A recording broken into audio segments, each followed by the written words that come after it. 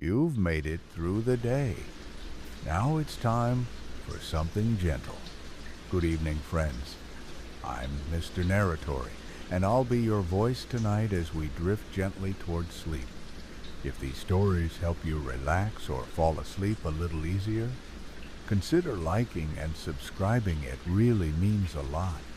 Tell me in the comments, what time is it for you right now? And do you have any little bedtime rituals? Now, settle in, get comfortable, close your eyes if you'd like, because it's time for tonight's story. I took the job because it paid well and nobody else wanted the night shift. The site was an old hospital compound that had been partially decommissioned and converted into municipal storage, files, cabinets, some IT gear. No patients, no drama, just silence. I worked alone from 11 p.m. to 7 a.m.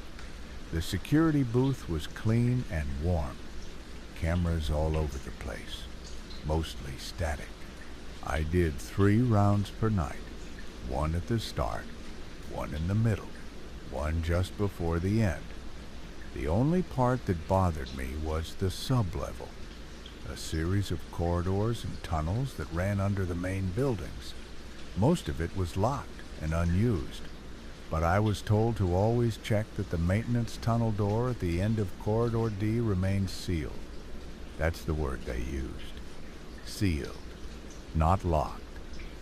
I asked about it once. My supervisor just said don't overthink it. No reason to go in there. Just tap the door once on every round. And if anything seems off, report it. That's it. Easy money. For the first 3 weeks, nothing happened. The place was dead quiet. I listened to music, watched the monitors, walked the same paths.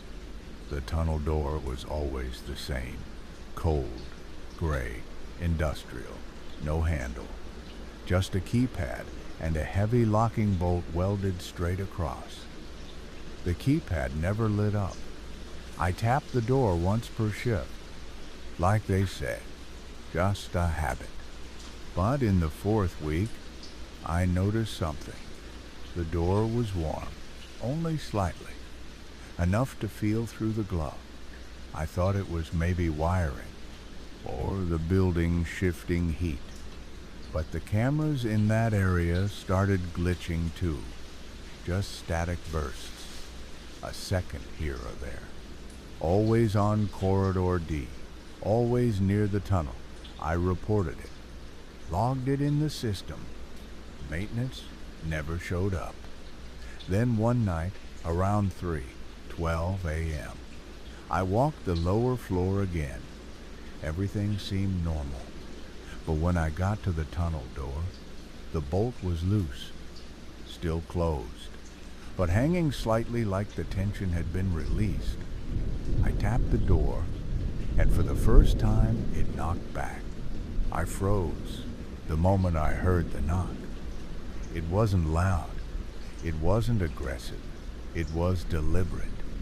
One single knock, directly in response to mine. I stood there for at least a full minute, just listening. Nothing else came after. No voices, no footsteps, not even that humming sound of machinery that usually filled the tunnel corridor. Just silence. I stepped back slowly, trying not to breathe too loud. The door looked the same. Bolt still hanging in place. Keypad dark. No lights. No sounds. I backed away until I reached the stairs and went straight to the booth. I rewound the security feed for that hallway. Nothing. At 3:11, I was seen walking into frame. At 3:12, I knocked. But the moment the knock came back, the feed cut to static for 5 seconds. When it resumed, I was already stepping away. I reported it again, logged it. added a note. Knock came from inside tunnel. I waited for a call. None came. No one showed up the next day. No follow-up from maintenance. Nothing. That shift ended like all the others. I signed out and drove home, but I couldn't sleep.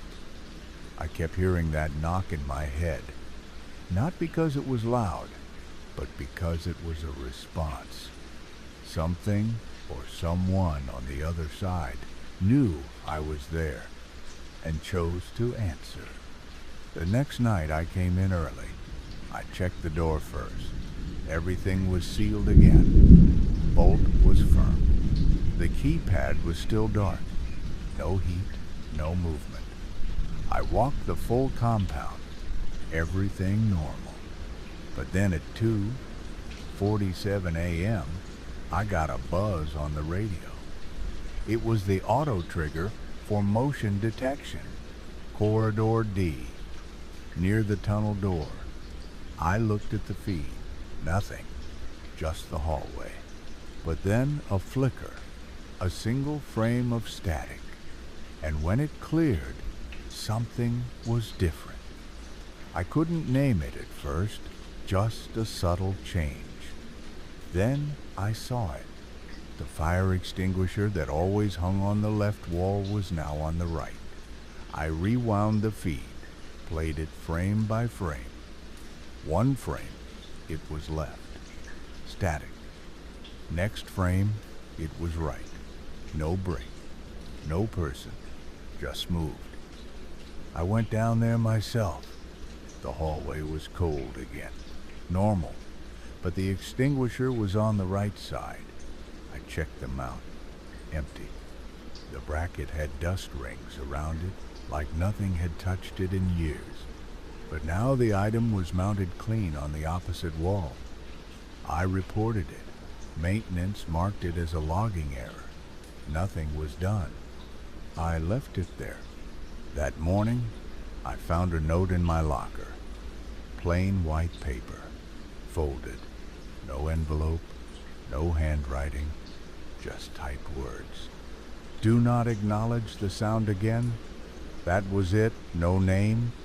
No signature. Just those words. I checked the cameras. No one had entered the locker room during my shift but me, and no one signed into the building after midnight. I asked my supervisor about it. He just looked at me and said, "You've lasted longer than most. Don't push your luck." Then he walked away. I started taking notes after that. Every shift, every change. On March 3rd, the hallway lights flickered exactly 7 times at 3:33 a.m. On March 5th, the security feed replayed the same 2 seconds of footage 4 times in a row. On March 8th, I watched myself walk past the tunnel door on camera, but I hadn't left the booth. I checked my watch. The live feed. The hallway was empty. But on the recording, I passed by in real time. Exact clothes. Same posture. I even nodded at the door. Then on March 10th, the door was open. I didn't plan on going in. I stood in front of that door for at least 5 minutes just staring. The bolt was fully disengaged. The keypad still dead. The metal cold again. No sounds. Nothing inviting. But the door itself was slightly open. Maybe half an inch. Just enough to see that beyond it was total darkness. I radioed in. Said I had a possible security breach in Corridor D and needed to investigate the sub-level tunnel. The response was static. I repeated the call. Same result. I checked my signal, still connected, but no one replied. I turned on my flashlight and pushed the door open slowly. It moved without resistance. The air that came out was warmer than I expected, damp. It smelled like copper and mold, like an old basement pipe. that had been leaking too long. The tunnel beyond was narrow. The walls had metal sheets over parts of the concrete, but most of it was exposed and crumbling. I took one step in, then another. The light didn't travel far. It felt like the air swallowed it. After 10 feet, I saw the markings again, the same ones I'd seen days ago, but more of them now. Circles, numbers, names, some fresh, some nearly faded into the stone. I kept walking. About 20 meters in, the tunnel opened into a small chamber, square, no doors, no ceiling lights, just walls coated in insulation foam and yellowed tile. In the center was a plastic table and an old folding chair. On the table was a clipboard. I walked up and read the paper clipped to it. It was a log, each entry marked by time, date, and initials. There were over 40 entries. The most recent was dated 3 days ago. It read, 3:12 a.m. audible response. Observation confirmed. DND. No signature, just those 3 letters. I turned the paper, nothing on the back. Under the table was a crate full of portable radios, all turned off. One of them was identical to mine. Same label, same serial code. I didn't understand. I picked it up. It was warm. A faint red LED blinked once, then shut off. Behind me, I heard something scrape. I spun around. Nothing. Just the tunnel. Still empty. I backed up slowly toward the entrance. Then I saw the camera, tucked into the upper corner. Not a facility camera, smaller. Mounted by hand, wires running into the ceiling. A red light blinked once, then twice, then stayed on. I stepped toward it. It turned slightly like it was tracking me. I reached for my own radio and tried again. Base, this is Night 7, requesting confirmation of activity in sublevel 1. Silence. Then a burst of static. Then a voice. We see you. I froze. It wasn't the control room voice. It wasn't anyone I knew. It was slow, deliberate, familiar somehow, but wrong. Like someone trying to copy speech. I dropped the radio, backed up toward the tunnel, then heard a knock, not behind me. In front of me, from the far end of the chamber, I raised the flashlight. There was a second door I hadn't seen, smaller. Flush with the wall, it was vibrating. I turned and ran out of the chamber, back through the tunnel, into the corridor. I slammed the main door shut and threw the bolt back in place. I sat on the ground for 10 full minutes, heart racing, hands shaking. Then my phone buzzed. No signal, no caller ID, just one message. Return what you took. I didn't take anything. That was the first thought that hit me. I left everything where it was. The clipboard, the crate, even the damn radio. But maybe that didn't matter. Maybe just being down there was enough. I stayed in the booth for the rest of the shift. Didn't leave. Didn't respond to anything. Every noise made me flinch. The camera feeds were useless. Corridor D remained in static all night. At 4:27 a.m., the hallway light in sublevel 1 flickered once, then died. I logged the event, signed out at 7 sharp. The moment I got in my car, I checked my phone again. Still no signal. I drove until I hit the next town before service came back. There were no new messages. The one from the tunnel had vanished.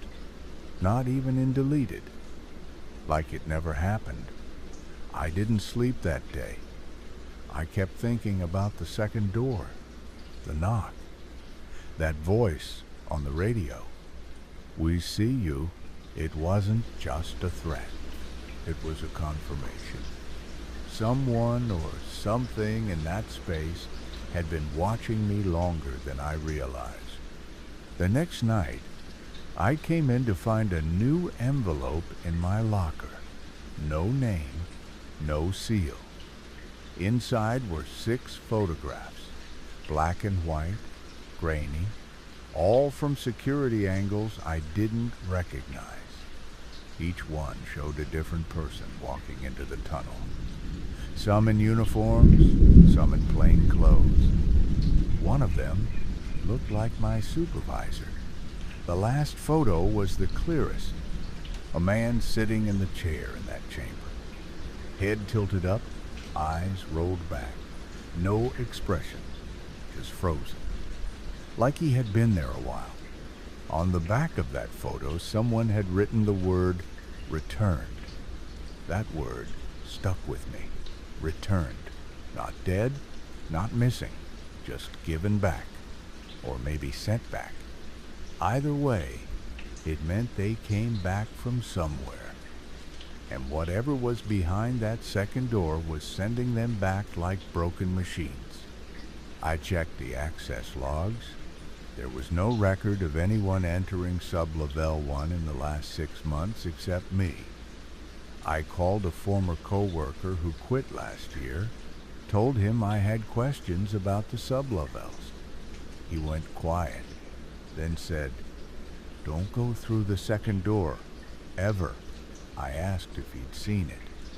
He said no, but that when you go near it long enough, things follow you home. He hung up after that. I started digging deeper, pulled every internal report I could get without raising alarms. One caught my attention, a 6-page PDF with no title, just a code, D7, subjective, react. It was written like an observation file, notes on behavior, audio transcriptions. One entry said, "Subject ceased responding to external stimuli after audio event 17B. Another line said, "Subject mimicked own voice with 97% accuracy during final hour." The file ended with a quote from the subject. It lives between the recordings, not in the sound, in the space between them. The date of the file matched one of the missing names from the log sheet in the tunnel. The more I read, the worse it got. These weren't intruders. They were test subjects. The facility wasn't just for storage. Sub-Level 1 had been used for something else, something that listened back. I closed everything, turned off the monitor, and sat in the dark, thinking. That's when I heard my radio click on, just static.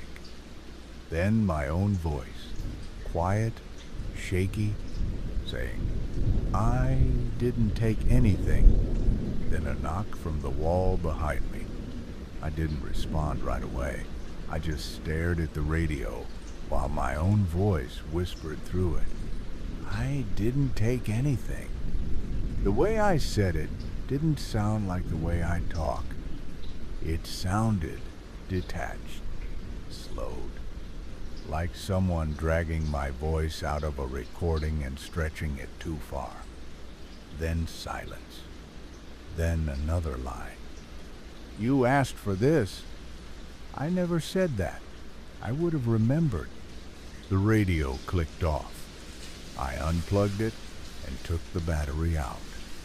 That night, I drove home early, told the new guy to cover the last hour, said I was sick, but the damage was done. That sound followed me. Not literally. I didn't hear it out loud. But every time I closed my eyes, I heard myself saying things I never said. It watches when you stop watching. Don't listen to the spaces. You left a piece behind. Every night it got louder, clearer, like a tape playing inside my skull. I went 2 nights without sleep. Third night I took sleeping pills. Didn't help. I dreamed I was in the tunnel again. But this time, I was the one sitting in the chair. Not tied, just still, eyes open, breathing, but unable to move. And something behind the second door was humming. The tone wasn't sharp or even musical. It was human. Someone humming through their teeth like they were trying to remember a song they used to sing as a child. When I woke up, I had blood on my pillow. My nose had been bleeding. The worst part? My phone was recording. I don't remember pressing anything. But the voice memo app had a file from 3:12 a.m. to 3:22 a.m. 10 minutes. I pressed play. Static, then breathing, then my voice. Same as the radio. Slow, filtered. But now it was saying full sentences. The door remembers. It opened for you before. You heard it knock, then silence, then the humming again. At the very end of the file, a second voice joined in. Not singing, just whispering along with the hum, repeating it like it was learning the melody. I couldn't go back, but I had to. Something about that place felt unfinished, like I'd triggered a process and walking away wouldn't stop it. I signed in that night like normal. No one mentioned my early leave. I took the elevator down to sublevel 1. Door still sealed. Same bolt, same keypad, same cold metal. I waited. No knock, no sound. I turned to leave and felt my phone vibrate. A text from an unknown number. No preview. I opened it. One word. Now. Behind me I heard the bolt shift. Not break. Just move. Click. Slide. Release. I turned slowly. The door was ajar. I raised my flashlight and pushed it open again. Tunnel looked the same, but this time the air was colder, and it carried a smell I hadn't noticed before. Wet clothes, asbestos, and underneath it all, something familiar, like the scent of someone you used to know. I walked slowly. The walls now had new markings, fresh. A symbol repeated over and over. It looked like a mouth sewn shut. Under it, a single line of text. Do not record the silence. When I reached the chamber, the chair was gone, the table overturned, the clipboard burned, just ash on the floor. But in the center was a small speaker, plugged into nothing. It was humming, the same melody from my dreams, and sitting beside it was a tape recorder, already running.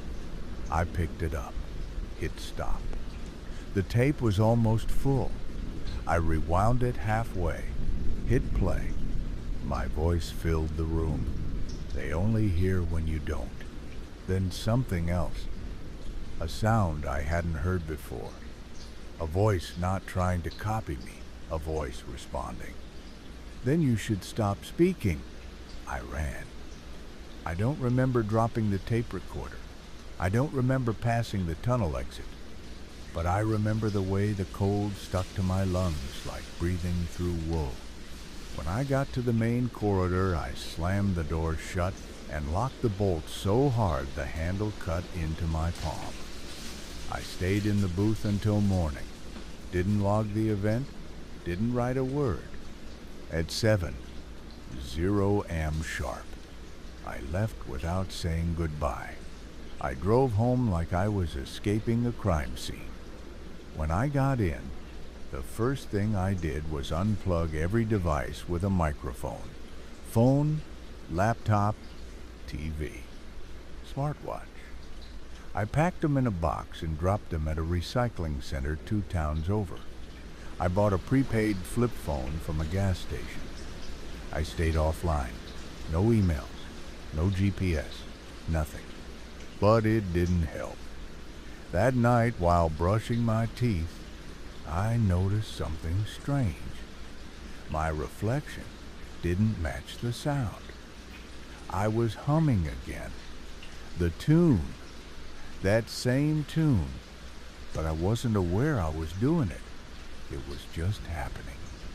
And worse, my reflection was slightly off. Delayed by half a second. Like I was watching a playback buffer. I turned off the light, went to bed, tried to ignore it. At 3:12 a.m., my flip phone buzzed. One new message. Don't watch. I threw it in the toilet. Next day, I bought a cassette player from a pawn shop. I had to know if I was going crazy. I still had the tape I took from the tunnel. I replayed it. This time I wrote down every word. My voice said, "The gap between words is where it lives." Then silence. Then playback is memory. Recording is invitation. Then the second voice, not mimicking me this time.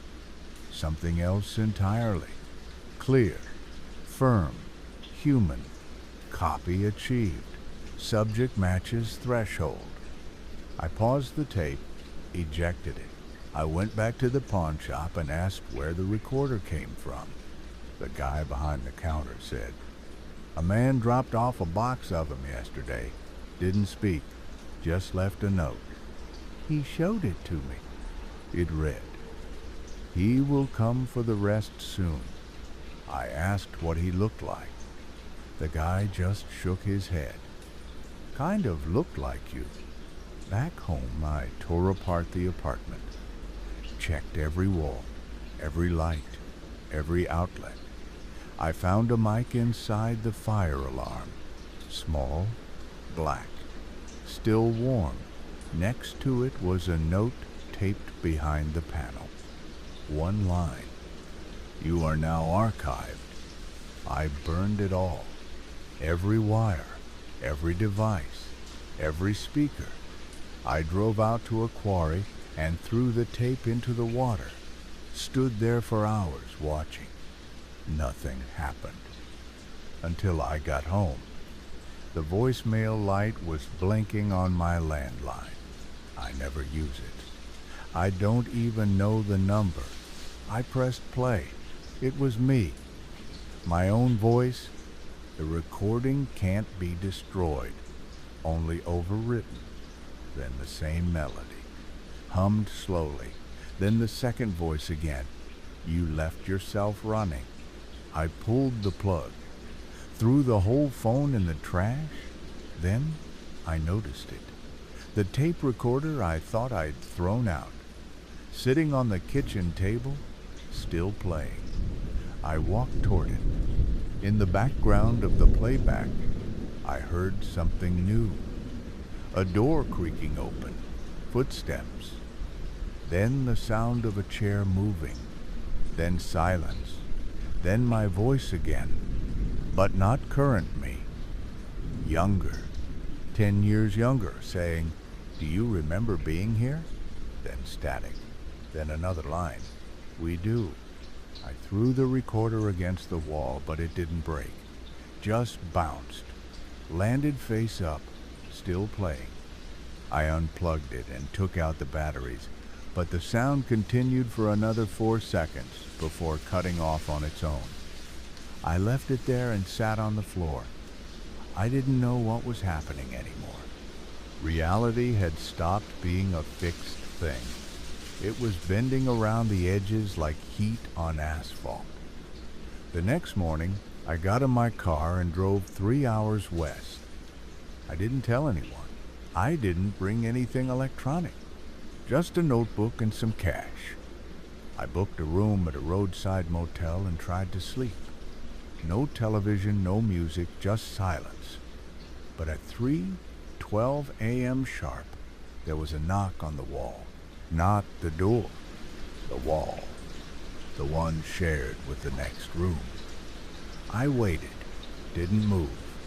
Another knock, 3 beats, rhythmic. Then nothing. I got dressed and went to the front desk. Asked if anyone was in room 9. The clerk checked the screen. Said no. Said it had been unbooked for a week. I asked to see it. He came with me. Opened the door. The room was empty, but the air was warm. And on the nightstand was a portable recorder. My name written on a tag. I didn't touch it, just left. Drove until I hit another state. Got another room. Didn't give my real name. Slept with the lights on. Nothing happened. Until I opened my notebook. The pages weren't blank anymore. They were filled with writing. My handwriting. Dates. Times. Coordinates. Audio notations. A full log of every recording I'd ever made. Even ones I didn't remember. Even from devices I didn't own. One entry stood out. June 20, 2018 playground behind Old Creek School. Subject sings. Melody alone. Recording successful. I didn't know that place. Never been there. But it was in my notebook. So I drove there. 6 hours. Middle of nowhere. Found a school. Boarded up. Long abandoned. Behind it was a rusted swing set. I walked up to it slowly. Wind was blowing, leaves moving, but one sound didn't match. A voice, humming, the tune, same tempo, same rhythm. I froze. Then a small speaker hidden under the sand crackled. Returned to the door. I left immediately. Drove in silence. No music, no radio. Back at the motel, I found my voice again. On the bathroom mirror. Etched in fog even though no water had run. Just the phrase, "Do not let them finish your sentence." That night, I had another dream. I was in the tunnel again. But it was longer now, wider. The walls lined with screens playing my life. Every hallway I've walked, every phone call I've made, every whisper, it played them on loop, from multiple angles, some from places that never had cameras. One screen showed me now, sleeping, dreaming, a timer in the corner counting down. I woke up gasping. My phone was on the nightstand, fully charged. It was supposed to be gone. I hadn't brought it. It buzzed once. New voice message. I hit play. My voice again. Next location received. Coordinates logged. Then the second voice. Final overwrite in progress. I left the motel that morning and decided I wouldn't stop until I figured out how far this went. I used a map, not GPS. No electronics. I followed the coordinates written in the notebook. They led me to a park, the kind you only find in towns with no name. Empty swings, overgrown grass, a bench facing nothing.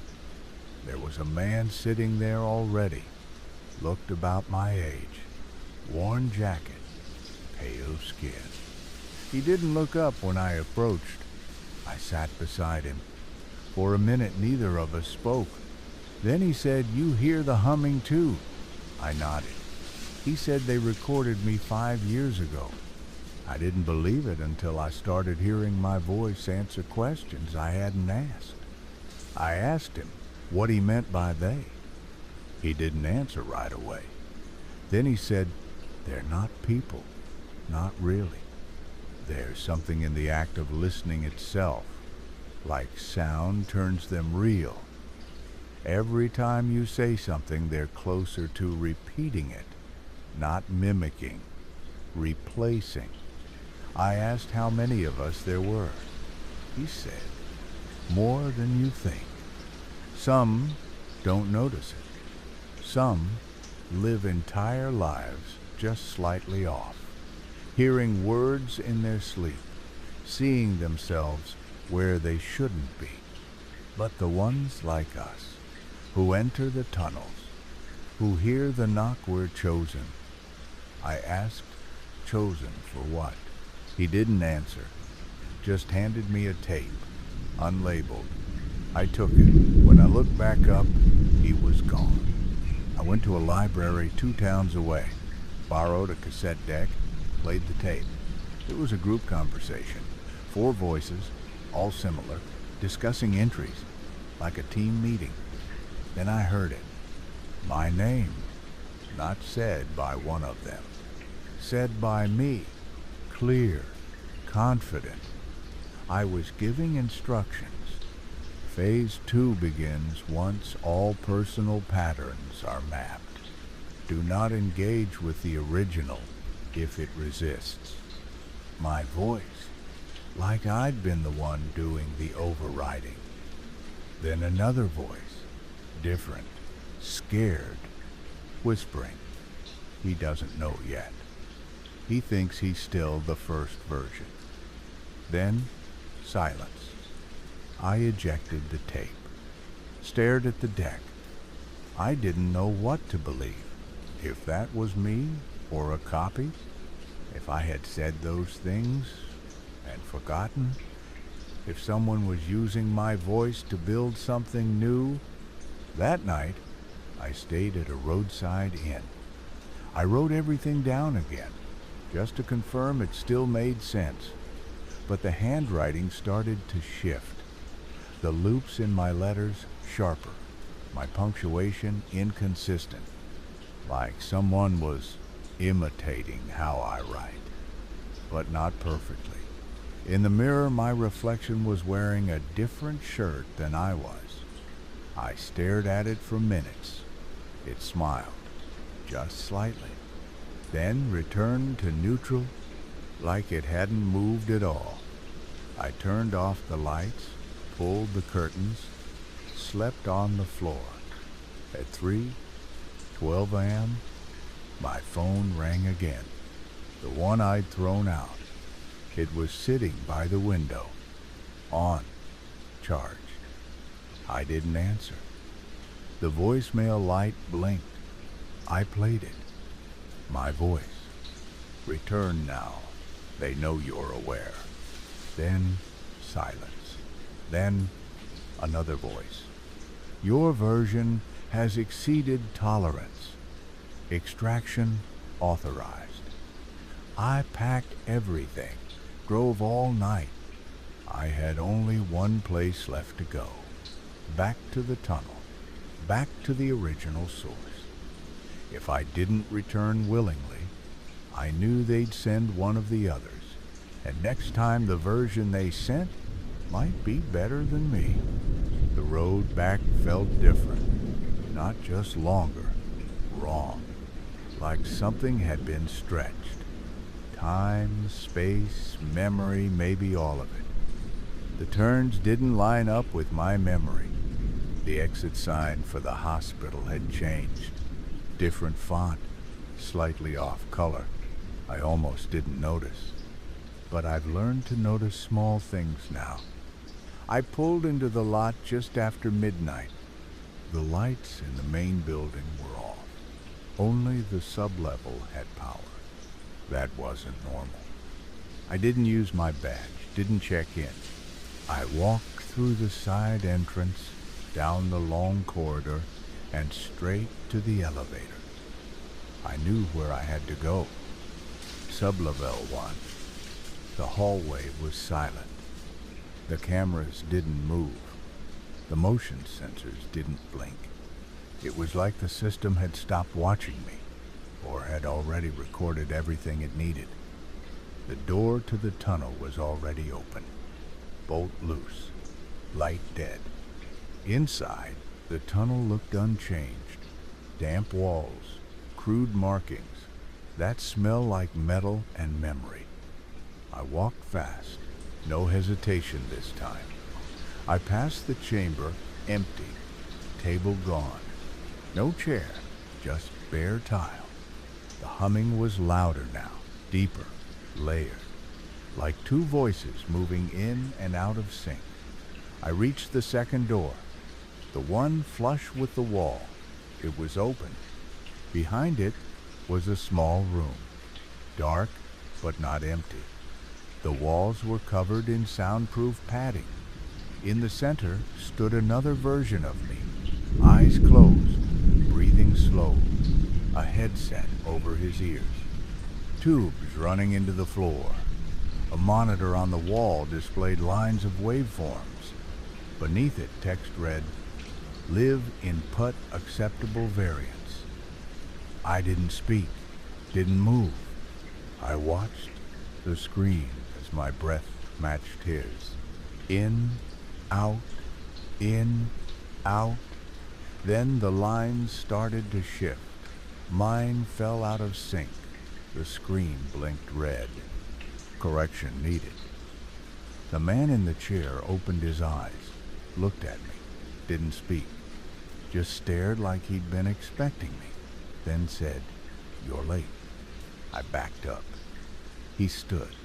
His movements were smooth, too smooth, every gesture exact, like someone acting out a memory rather than living it. "They're ready," he said. "You've done well, but you're out of pattern." I asked him what that meant. He smiled. "You drifted too far. You remembered." He stepped closer. "But don't worry, we're still similar enough." I looked at the corner. A camera was running, red light blinking. I asked who was watching. He said, "You were before we switched." I ran, back down the tunnel, up the elevator, through the side door. I didn't stop until I hit my car. When I looked in the rearview mirror, my face looked wrong, not different, just off. Like my expression wasn't my own. I touched my cheek. My skin felt cold. I reached home by dawn. Everything was how I left it, except for one thing. On my desk sat a USB drive. No note, no case. I plugged it in, one folder, labeled Raw File Initial Capture. Inside was a single audio file. I hit play. It was my voice. The first time I walked the tunnel, the first knock, every breath, every word, played back in perfect clarity. Except now, it didn't end where I remembered. The tape kept going. Another voice joined. Mine, but slower, calculated. Timestamp verified. Subject recorded, pattern initiated. Then silence. Then me again. But I wasn't talking. I was screaming. The scream didn't stop. It just faded into a tone. A flat, high-pitched note that sounded mechanical but felt alive. I pulled the headphones off and sat in silence. My ears rang. My eyes burned. But worse than that was the feeling in my chest. Like something had opened, not metaphorically. Like something had been split inside me and I couldn't close it again. I went into the bathroom and turned on the light. My reflection blinked twice before I did. That was all the confirmation I needed. There was no going back. I packed one bag, drove straight to the site. No calls, no messages, just silence. The guard at the gate was new, young, nervous. I showed him my old badge. Told him I left my phone in the booth. He let me in. I walked down the halls like I belonged. No one stopped me. Not even the cameras followed me anymore. It was like the building had accepted what I was, or who I was becoming. I passed Corridor D. The door to the tunnel was gone. Just wall now. Seamless. But I knew better. I ran my hand along the surface and felt it. A slight vibration, like audio playing under the concrete. I whispered a line I remembered from the tape. The gap between words is where it lives. The wall clicked, opened inward. I stepped in. The tunnel was darker than before, dead silent. No humming now, just thick air and the sense of something waiting. I followed the path. It curved now, deeper. The layout had changed. The markings on the wall were now in sequence. A waveform, drawn as if sketched live. At the end of the tunnel was a vault door, massive, steel, locked with a retinal scanner and numeric keypad. I stepped forward, no hesitation. The scanner lit up green, the pad unlocked. I hadn't entered anything. The door opened. Inside was the archive, row after row of servers, blinking, whispering, not from fans or machinery. Actual whispering, dozens of voices, hundreds, talking over each other in endless loops. I stepped in. A console waited at the center, old, analog. CRT screen glowing with green text. It read, "Verify subject." A mic protruded from the side. I leaned in.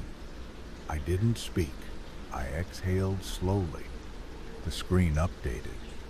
Match confirmed. Then a list appeared. Dates, names, places, all familiar, all connected. Conversations I forgot. Moments I thought were private. Each entry tagged with a time and result. Pattern stable. Pattern unstable. Overwritten. Then I saw mine. 10 entries. Final line. Termination required voice.